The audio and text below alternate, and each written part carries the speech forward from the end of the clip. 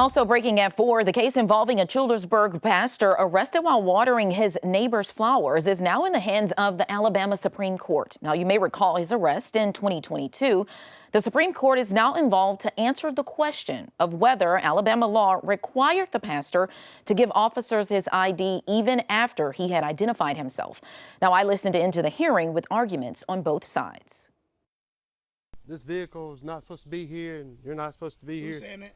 I'm Pastor Jennings. I live across the street. You're Pastor Jennings? Yes, I'm looking out for their house while they gone. Okay. Watering their flowers. Okay.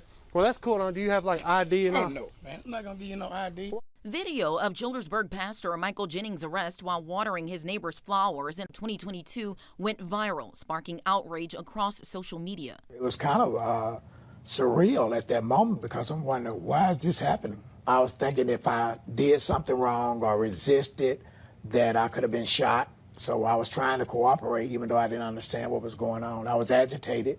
I was angry, but I knew to comply. Jennings was charged with 1 count of obstruction of government operation, but that charge was later dropped.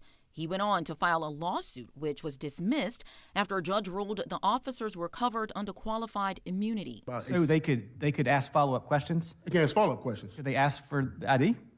Well, they can ask for ID. The question is, can they compel ID? In 2024, the U.S. Court of Appeals for the 11th Circuit reversed that decision, saying Jennings had no legal obligation to provide ID and the officers lacked probable cause to arrest him. Wednesday, lawyers on both sides appeared before the Alabama Supreme Court to give oral arguments. The court's role is to clarify state law. Does Alabama law allow police to demand physical ID after a person has already provided their name, address, and explanation?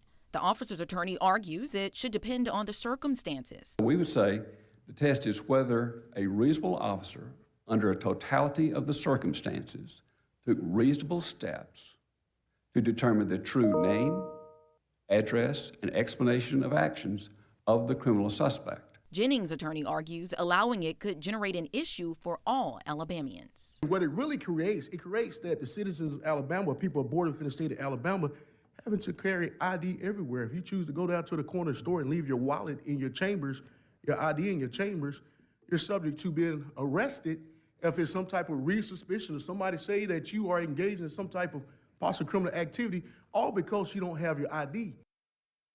Now, the Supreme Court justices say they hope to get a ruling out shortly on this matter, and we will update you once that decision is issued.